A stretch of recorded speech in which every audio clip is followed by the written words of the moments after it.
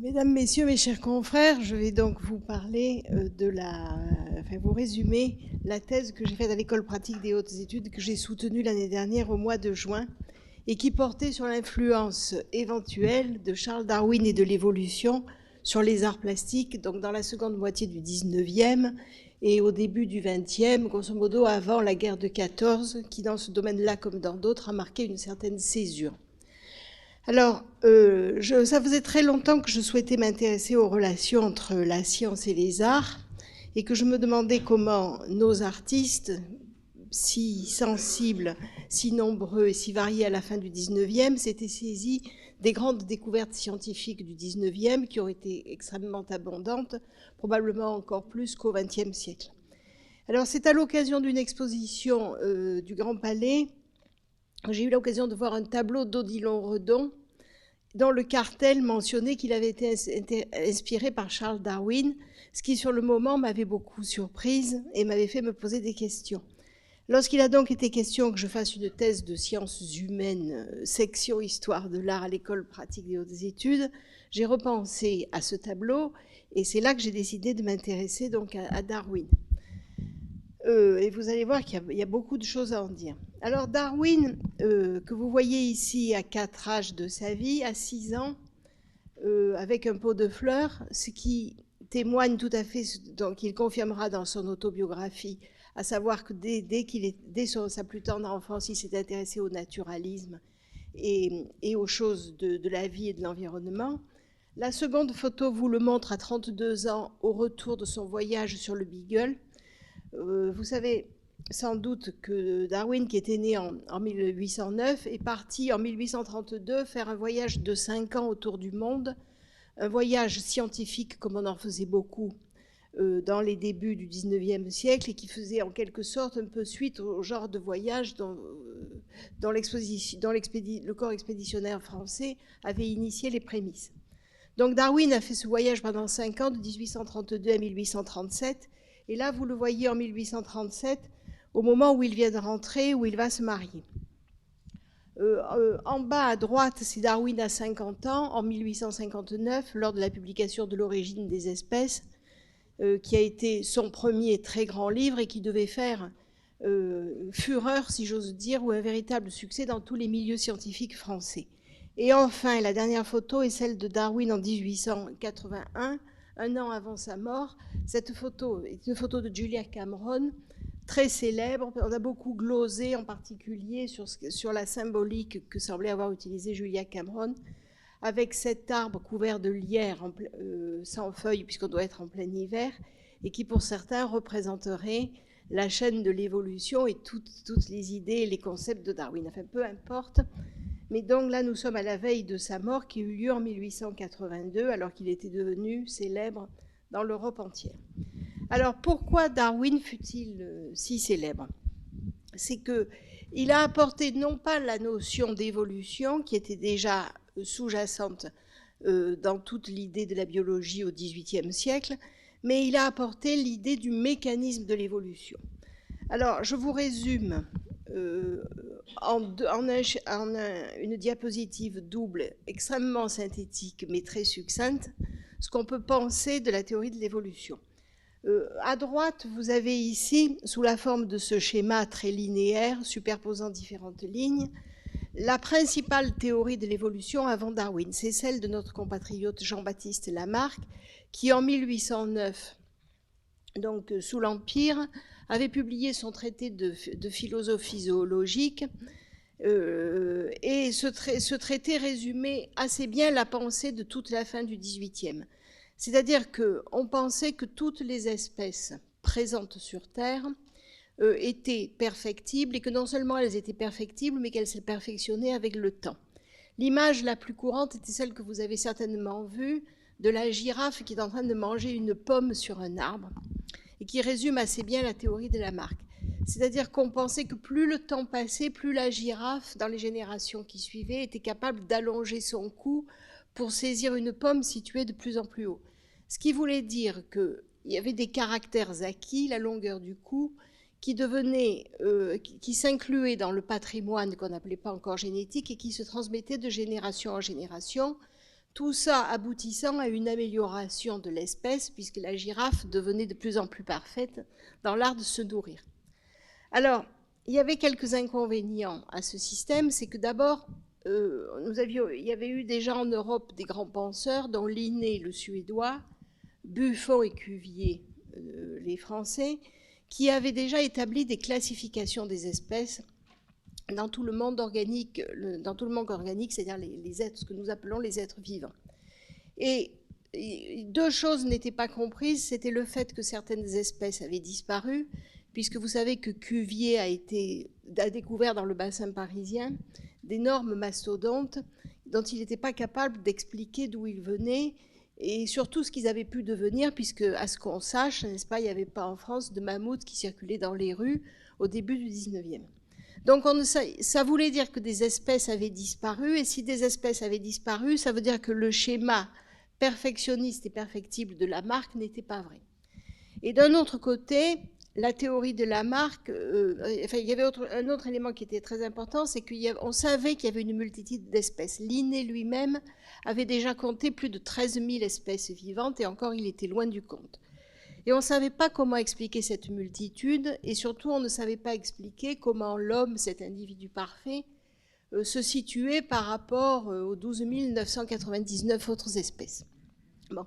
Sur ce, la théorie de Darwin change tout, parce qu'elle admet plusieurs choses. La première, c'est que les espèces sont toutes parentes entre elles et viennent probablement d'une cellule souche, y compris, et ça il ne le dit pas d'emblée, mais ce sera très vite l'objet d'une discussion, y compris l'espèce humaine. Et d'autre part, il admet un second point, c'est que s'il peut y avoir une hérédité des caractères acquis, il peut y avoir aussi arrêt de la progression et de l'évolution, et que donc les espèces et certaines branches peuvent dégénérer. Et vous voyez là, dans le schéma qui est issu de son livre de l'origine des espèces, on voit bien qu'il y a des branches qui s'arrêtent brusquement. C'est comme ça que nous pouvons être cousins des singes sans leur ressembler tout à fait. On sait maintenant, par exemple, que les orang-outans sont à 13 millions d'années de nous, et les gorilles, il y a 8 millions d'années. Mais la branche orang-outan et la branche gorille ne s'est pas développée sans pour autant s'éteindre. Donc, cette notion, ce que Darwin introduit là et qu'on n'avait pas, c'est la notion de régression des espèces, la notion de régression possible qui nous menace tous. C'est-à-dire que nous ne sommes pas condamnés à nous améliorer, mais nous pouvons tout aussi bien dégénérer dans les années ou les dizaines de milliers d'années qui viennent. Et ça, c'est évidemment un élément important, et c'est ça surtout qui a choqué les contemporains de Darwin, plus que l'idée du branchage et du cousinage avec les singes dont tout le monde s'accommodait bien. Mais ce qui a choqué les gens, c'était l'idée de dégénérescence possible et l'idée du fait que l'homme n'était pas la créature divine par excellence, mais une espèce parmi d'autres qui pouvait tout aussi bien disparaître et dégénérer, et ce qui pouvait expliquer aussi les mouvements de folie, les guerres. Donc vous voyez que d'emblée, l'œuvre de Darwin, à cause de cette connotation, je dirais pessimiste, ou tout au moins qui pondérait l'optimisme par le pessimisme, a été immédiatement récupérée par les sciences humaines et a fait d'emblée l'objet de travaux très importants en philosophie, en psychologie, et aussi chez les artistes, puisque les artistes en fait jouaient le rôle de palpeurs sensibles, c'est-à-dire qu'ils étaient en communication avec le reste de la société pensante, surtout au 19e où l'élite se fréquentait beaucoup entre soi. Et donc, par ce biais-là, par ce biais du questionnement existentiel, les artistes se sont très vite intéressés à Darwin. Un autre élément très important, et le dernier sur cette diapositive, c'est que le raisonnement de Darwin impliquait forcément la notion de temps et l'importance du temps et de la longueur du temps de l'évolution. Tant qu'on n'était que jusqu'à Lamarck, on croyait que l'espèce humaine était apparue environ 4000 ans avant Jésus-Christ. Il y a même eu un révérend anglais qui s'appelait Paley, qui tenait le haut du pavé en biologie naturelle à Édimbourg, qui avait émis l'hypothèse que l'homme datait de 4006 très exactement avant Jésus-Christ. Alors, l'hypothèse de Darwin a d'emblée mis l'accent sur le fait que l'évolution était forcément infiniment plus longue que 4000 ans plus 1800 et quelques, et que donc il fallait compter probablement en dizaines de milliers d'années, voire centaines de milliers d'années. Alors, voilà, pardon. Cet élément a eu son importance. Je vous présente là notre éminent confrère, le docteur Samuel Pozzi, chirurgien inventeur de la chirurgie gynécologique par ailleurs, et qui se trouve avoir été un des premiers traducteurs de Darwin en français. Ça, c'est son portrait qui est conservé actuellement à Los Angeles, son portrait par John Singer Sargent. Alors, je voudrais maintenant donc vous parler de Darwin et des artistes et introduire ces éléments par ce schéma, enfin, cette lithographie d'un artiste allemand qui s'appelle Max Klinger, qui, en 1875, donc environ 16 ans après que la théorie de l'origine des espèces ait été publiée, résume ainsi la théorie des espèces. Et vous voyez, Klinger, qui est de Leipzig, mais qui travaille à Berlin, se saisit d'emblée, probablement parce qu'il est allemand et parce qu'il est formé dans une université allemande, de la théorie de l'évolution à une époque où la France est encore assez en retard car très accrochée au lamarckisme. Et voyez que Klinger résume très bien l'idée du vieil homme, c'est-à-dire la science des années passées, vieil homme qui se fait taper sur l'épaule par un singe, et ce singe tient l'enfant, donc qui est l'avenir, représentant ainsi l'évolution dans ce qu'elle va avoir de porteur, et que lui, le singe, va assumer, puisque finalement, si on accepte Darwin, le singe est notre cousin, et donc il peut tenir un enfant humain. Et enfin, vous voyez au fond un personnage un peu fantomatique qui s'en va. Ce personnage fantomatique est un prêtre, ce qui veut dire que la théorie de l'évolution repousse l'idée même, l'idée cléricale. Alors, ça, c'est avec l'idée du temps, cette idée de la lutte ou de l'opposition entre le darwinisme et l'idée religieuse, c'est-à-dire l'idée de l'existence d'un Dieu quel qu'il soit, et le second élément important qui a été saisi par les contemporains. C'est-à-dire que ce qui a tout de suite frappé les contemporains, peut-être encore plus que ça ne nous frappe nous, dans la théorie de l'évolution, c'est le fait que toutes les hypothèses qu'avançait Darwin dans l'origine des espèces et ensuite dans ses 4 grands livres visaient à démontrer que toutes les lois de l'évolution pouvaient être expliquées par des phénomènes naturels et que donc il n'y avait pas besoin de l'idée d'une création derrière qui sous-tende la présence, enfin notre présence et celle des animaux qui nous entourent. Et autrement dit, la théorie de l'évolution paraissait pouvoir se passer de Dieu. Alors Darwin lui-même n'a jamais dit qu'il était athée, n'a jamais mentionné, il est resté extrêmement discret sur tout ce qui était extra-biologique, si je puis dire, mais évidemment, toute la communauté autour de lui a réagi sur cette possibilité, et c'est comme ça que la plupart des églises se sont opposées à lui d'emblée. Vous savez que jusqu'à une date récente, ça n'est que Jean-Paul II qui a admis que le darwinisme était plus qu'une hypothèse. Donc il a fallu 150 ans pour évoluer. Alors, pour revenir plus précisément aux artistes, un autre élément qui est important, c'est que 1859, qui est la date de la publication de l'origine des espèces, est aussi une autre date très importante en sciences. C'est la date de la naissance de la paléontologie à la Royal Society à Londres et à Paris. Elles sont créées de façon quasiment concomitante. Et donc, ce qui s'est passé pendant environ une dizaine d'années, c'est-à-dire de 1860 à peu près aux années 70, c'est qu'il y a eu une sorte de mixage dans l'esprit des gens entre les nouveautés scientifiques, c'est-à-dire entre cette nouveauté que représente la théorie de l'évolution et ces nouvelles sciences dont on parlait beaucoup dans les journaux, qui étaient la paléontologie et l'anthropologie. Et les artistes se sont saisis de ces thèmes en les associant. Et en particulier en France, où les artistes étaient nombreux et où l'école des beaux-arts faisait la pluie et le beau temps dans les milieux artistiques de toute l'Europe, de nombreux artistes ont commencé à représenter nos ancêtres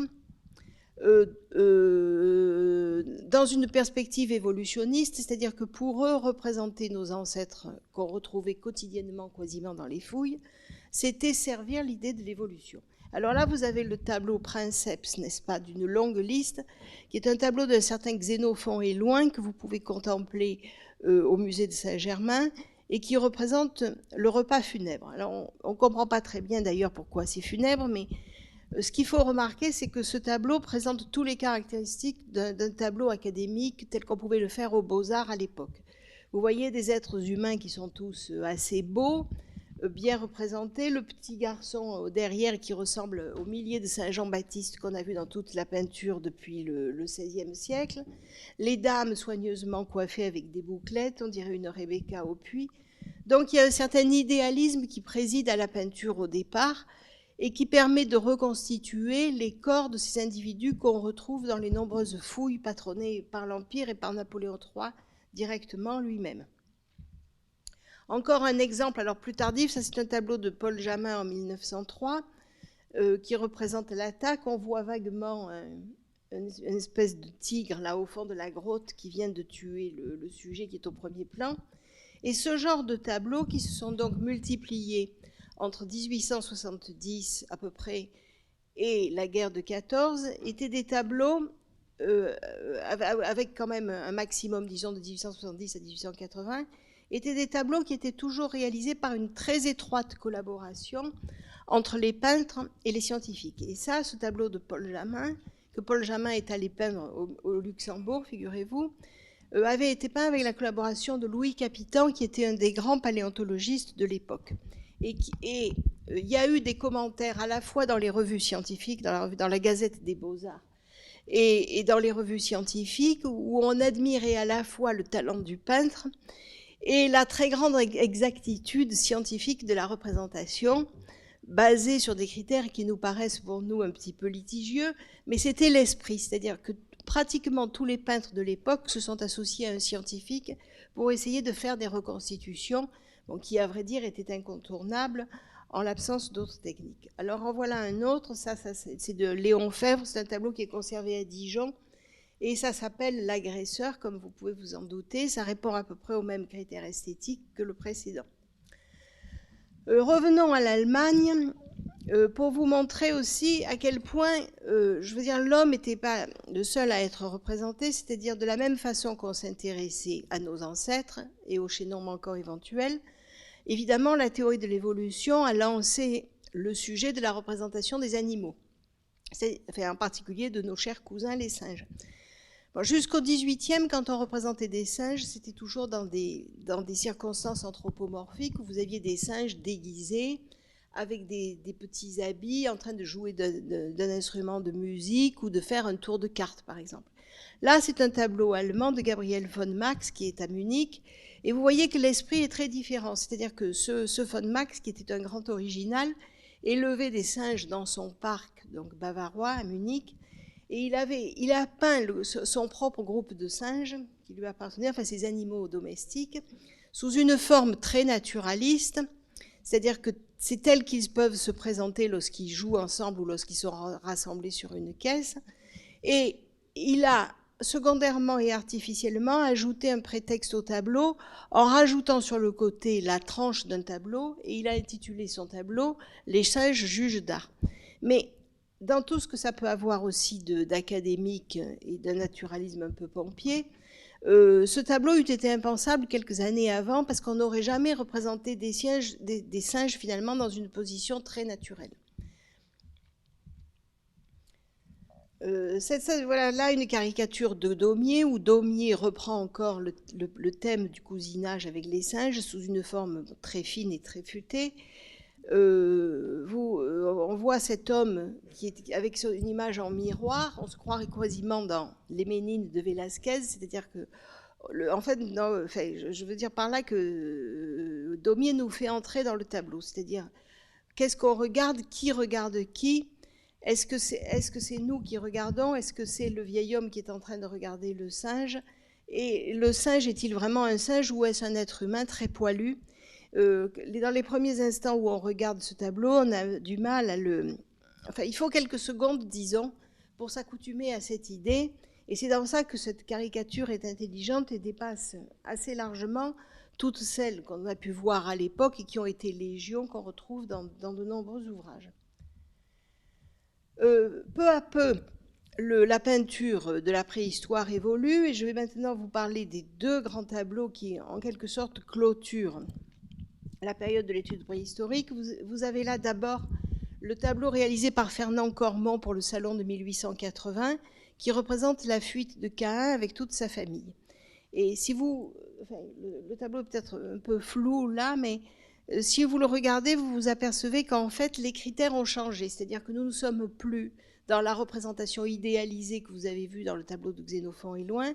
Nous sommes maintenant dans la représentation d'individus qui correspondent beaucoup plus aux squelettes qui ont été retrouvés en France surtout, mais aussi dans d'autres pays européens, et qui laissent ressortir l'idée non plus vraiment d'ancêtre idéalisé, mais l'idée du chaînon manquant et l'idée du chaînon qui nous a permis de passer du singe à l'homme.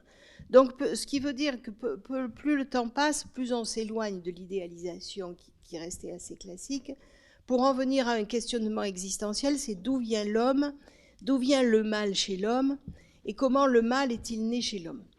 Et le tableau de Cormon a été vraiment saisi tel qu'il l'avait conçu dans cette perspective. Voilà maintenant un très grand maître, Edgar Degas, alors, qui a peint aussi ce tableau, d'ailleurs en collaboration avec Cormon et pour le même salon de 1880. Alors ce tableau en fait s'appelle, enfin nous l'appelons actuellement le viol, mais il s'appelait l'intérieur. Et Degas l'appelait très simplement ma scène de genre, parce que lui, il voyait surtout son travail sur la lumière et sur la valise ouverte qui est au milieu. Mais nous savons aussi, parce qu'il l'a dit, Cormon était un Degas était un darwiniste convaincu qui a beaucoup commenté Darwin. Et nous savons aussi que ce qu'il a voulu représenter là, c'est deux individus, une femme très floue, vue en fuite, et surtout un homme dont le physique est celui d'un rongeur. Et ce n'est pas un hasard, c'est-à-dire qu'il a vraiment voulu représenter l'idée du prédateur qui va s'attaquer à la femelle et qui est une espèce d'être intermédiaire entre l'homme et l'animal. Alors ce tableau est actuellement à Philadelphie, mais vous pouvez encore le voir peut-être au musée d'Orsay puisqu'il a été envoyé pour l'exposition sur Degas et le nu. Donc les deux grands tableaux de 1880, celui de Degas et celui de Cormon, marquent une espèce de fin d'une période, c'est-à-dire la fin de la période où on s'attache surtout à représenter nos ancêtres et à essayer de les imaginer. Voilà. À partir de 1880, plus exact, vers 1882-83, apparaissent de nouveaux modes de représentation. Vous savez que c'est la grande période où va naître le symbolisme, qui est d'abord un courant littéraire et poétique, mais qui va être repris très rapidement par les peintres. Et on va voir maintenant une série de tableaux qui sont peints à cette période et qui reprennent l'idée du darwinisme sous une forme beaucoup plus symbolique que ce qui avait été fait jusque-là avec les travaux sur nos ancêtres. Là, vous avez un tableau d'Arnold Böcklin qui est conservé à Munich aussi et qui représente des sirènes, comme vous pouvez le voir. Alors, bon, c'est quand même intéressant parce qu'on est en 1882, je veux dire, plus personne ne croit aux sirènes, évidemment, ni aux enfants sirènes. Et quelqu'un comme Böcklin, qui se voulait un peintre moderne, un peu rugueux mais moderne, peint ce tableau, je dirais volontairement, c'est-à-dire que personne ne lui a commandé un tableau représentant des sirènes. Et il choisit volontairement ce thème parce que une des aspects majeurs de la théorie de l'évolution, c'était qu'en fait, la fameuse cellule primordiale dont nous descendons tous serait née au fond des mers.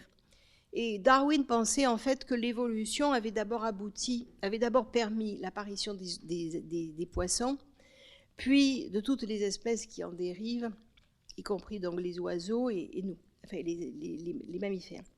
Donc, l'idée même de Böcklin qui consiste à s'inspirer de ces êtres mythiques fait référence à cette naissance au fond des mers et en plus introduit évidemment une dimension symbolique, c'est-à-dire la relation entre l'homme et l'animal, l'individu qui est à la fois mi-homme, mi-animal. et pose donc directement, sous une forme au second degré, dirait-on de nos jours, avec humour, la question de l'origine humaine. De la même façon, à Paris, Jean Cariès réalise alors ces sculptures qui sont des terres cuites céramiquées qu'on peut voir au musée du Petit Palais. Et là, c'est un faune. Alors, vous voyez, c'est un individu humain avec des oreilles de chèvre. Et c'est pareil, c'est la même idée, cette idée de symbolique. Où commence l'homme? Où finit l'animal? Y a-t-il des instincts animaux conservés chez l'homme? Encore un troisième grand artiste symboliste, enfin considéré comme symboliste, c'est Gustave Moreau. Et ça, c'est sa Galatée qui est conservée au musée d'Orsay. Et alors bon, ce tableau en fait est assez anecdotique parce que nous sommes aussi au fond des mers avec une créature mythologique qui n'a pas sa nécessité en 1886, date du tableau, sauf celle d'être symbolique et métaphorique. Ce qui est intéressant aussi, c'est qu'on sait très bien comment Moreau a conçu ce tableau, c'est-à-dire qu'il a emprunté un dessin de Philip Gosse, qui était un des grands dessinateurs de Darwin, qui est un Anglais, et on a l'enveloppe sur laquelle Moreau est allé au muséum qui venait d'ouvrir, recopier le dessin de Philip Gosse en écrivant à côté « Je recopie une anémone de mer de Philip Gosse » avec cette forme sinueuse, et il l'utilise immédiatement pour en faire sa Galatée. Donc Moreau, comme Degas, en fait, était un très bon connaisseur de la biologie et de tout ce qui se publiait en sciences naturelles, et donc ça nous explique aussi sa démarche. On évolue encore dans le temps, et là nous retrouvons un peintre dont je vous ai parlé tout à l'heure, qui est Max Klinger, qui a là beaucoup vieilli, parce que là nous sommes presque en 1900. Et en fait, Klinger, qui est devenu un grand artiste, est devenu un artiste très inspiré par l'inconscient. Vous savez que donc Freud a publié ses premiers grands travaux vers 1894. Il a été lu assez rapidement, tout au moins dans les milieux germaniques. Et la notion d'inconscient a inspiré plusieurs artistes, dont Klinger, dont Kubin. Klinger a publié une série de lithographies qu'il a appelées l'histoire du gant. Et vous voyez le gant là qui arrive dans l'inconscient d'un dormeur. Alors il y a 12 lithographies qui sont toutes assez symbolistes, toutes assez prenantes d'ailleurs et inquiétantes, et très réussies de ce point de vue-là. Voilà enfin un des derniers grands artistes très inspirés par le darwinisme. Vous avez reconnu, je pense, Gustav Klimt. Ça, c'est sa grande fresque de la médecine qui était dans le hall de la faculté de droit de Vienne jusqu'à ce qu'elle soit détruite par les bombardements en 1944. Et donc, la fresque étant détruite, enfin, la fresque d'origine n'a pas été conservée en couleur, mais en noir et blanc, et elle a été recolorisée, c'est ce qui vous explique qu'elle puisse apparaître en rouge et jaune. Donc, voici la médecine avec énormément d'attributs darwiniens. C'est fascinant lorsqu'on lit ou lorsqu'on regarde des tableaux de Klimt, qui a été un très grand connaisseur aussi du darwinisme et de l'œuvre d'un des principaux élèves de Darwin, qui était Ernst Haeckel. On s'aperçoit que ces tableaux sont constellés de références à la théorie de l'évolution, au point d'en être d'ailleurs pratiquement gênant. On préférerait ne pas le savoir pour pouvoir admirer plus l'aspect esthétique des œuvres. Sinon, chaque détail, chaque mouvement est littéralement inspiré par un des aspects de l'évolution. Alors, bien entendu, vous avez le serpent, qui, comme après les poissons, est aussi un des animaux primitifs selon Darwin. Vous avez la multiplicité des petits protozoaires qui représentent l'ornementation des cheveux. Ces protozoaires étant ces animaux tout petits et qui ont été très bien décrits à partir de cette période et en particulier par Haeckel, et qui sont une référence à la multiplicité de la vie, à la pullulation de la vie, etc. On pourrait analyser ainsi chaque élément. Voilà, donc maintenant je voudrais peut-être conclure en vous montrant ici une très belle lithographie faite par Ernst Haeckel, donc cet élève de Darwin dont je viens de vous parler, qui a été le grand diffuseur en Allemagne et surtout dans l'Empire austro-hongrois de la théorie de l'évolution. Et il se trouve que Haeckel, outre le fait qu'il était professeur de biologie à Iéna, était aussi un remarquable dessinateur, ce qui n'était pas le cas de Darwin, et il a donc été capable de dessiner de magnifiques planches dans son œuvre Kunstgewerbe qui a été publiée en 1904. Et ces planches ont connu évidemment une large diffusion parce qu'elles ont été d'emblée considérées comme très esthétiques. Alors vous voyez ici les anémones de mer, mais vous pouvez en retrouver très facilement d'autres représentant tous les animaux marins et terrestres possibles. Voilà, je voudrais enfin terminer, pour conclure sur cette période où nous sommes arrivés avant la guerre des 14 à l'Art Nouveau, et terminer avec l'évocation de cet Art Nouveau. Là, vous avez un vase d'Émile Gallé, très beau vase aux orchidées.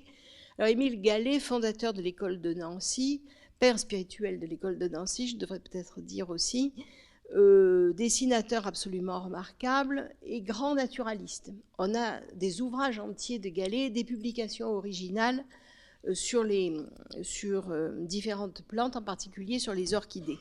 Et Gallé a très bien réalisé, enfin, un immense artiste, un immense dessinateur, a très bien réalisé la synthèse entre ses capacités de scientifique et ses capacités de dessinateur, et c'est très souvent inspiré de l'orchidée. Ça, c'est un vase, mais il y a aussi des tables, il y a de multiples objets inspirés par les orchidées. Dernier grand artiste belge, il s'agit de Victor Horta à Bruxelles. Donc Victor Horta est un contemporain de Gallé, grand architecte, et Horta est très inspiré par l'évolution, a utilisé des motifs sous une forme, vous voyez, très synthétique et beaucoup moins naturaliste que ne l'a fait Gallé, pour dessiner ces grands hôtels, l'hôtel Van Etveld, l'hôtel Tassel, dont vous avez ici l'escalier, qui sont ces chefs-d'œuvre bruxellois. Donc, je terminerai ici en vous disant que donc, Gallé comme Horta, finalement, sont parmi les derniers grands illustrateurs de ce qu'a pu inspirer l'évolution aux artistes entre 1859 et 1914.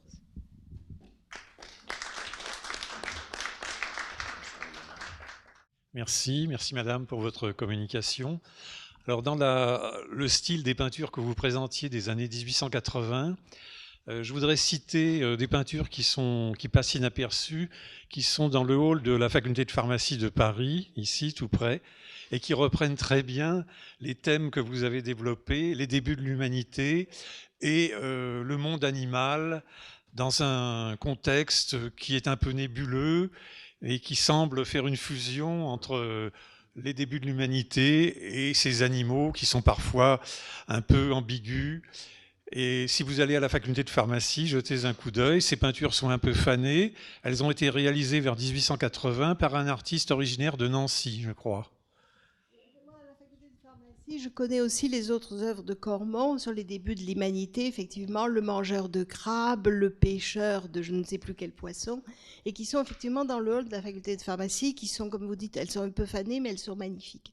Mais ne croyez pas que je les ai ignorées. J'en ai parlé dans ma thèse et dans le livre qui a suivi. Elles y sont en photo. Voilà.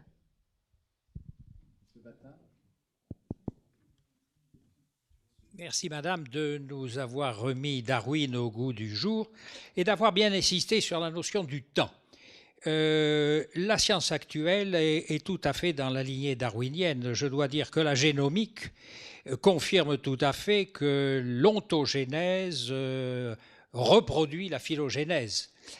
Et quand on s'intéresse aux gènes du développement, on constate que nous avons exactement les mêmes gènes du développement que les êtres les plus primitifs, comme le petit ver Caenorhabditis elegans, qui fait à peine 1 centimètre, que la drosophile, que le poisson zèbre, etc. Donc il y a une conservation extraordinaire de ces gènes du développement dans l'évolution. Donc ça confirme ce qu'il y a dit. Et un exemple précis, la famille Hox, HOX, j'en dis pas plus, contrôle le développement des nageoires et chez les vertébrés des membres. et des mains. C'est quand même pas la même chose. Ce qui veut dire que c'est très bien d'avoir fait la génomique, mais c'est comme les cartes de géographie, les cartes du monde au XVIe siècle, hein, c'était vide, les continents. Et bien là, c'est pareil. Nous avons des noms, nous avons des familles, mais on ne sait pas très bien encore comment ça fonctionne. Quand même, entre la nageoire et puis la main humaine, il y a une grande différence.